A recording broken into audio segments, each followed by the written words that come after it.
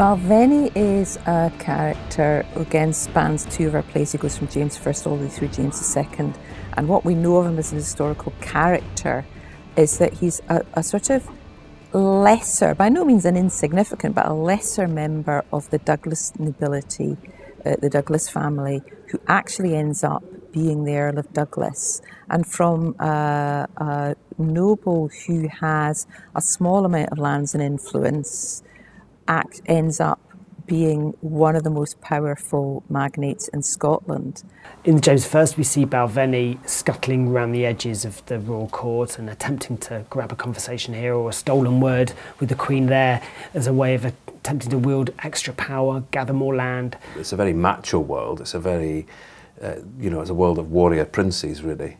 And Balvenie doesn't thrive in that environment, but he thrives by sort of wheedling his way into the right place at the right time in order to put the right word in the right ear and so on. So he's very political, and that's interesting within the context of a very sort of a very brutal world. By James II, we see a man who's growing fatter and fatter with his amassed land. He also loves his food, and becoming the most powerful man in the kingdom, perhaps only second to the king. And he develops into a very abusive father. He treats his son and heir, William Douglas, extremely brutally, because he wants him to understand that he's carrying forward his father's legacy. Well, it's almost undeniable that the 1440 incident of the Black Dinner has got James of Avondale, Balvenie right behind it, making like Crichton and Livingston do the deed, if you like, but he gathers the benefits afterwards. And of course, James of Balvenie becomes 7th Earl of Douglas, but not only that, he engineers the marriage between his son William and the surviving heiress, in other words, the sister of the 6th Earl and David, who have been executed at Edinburgh.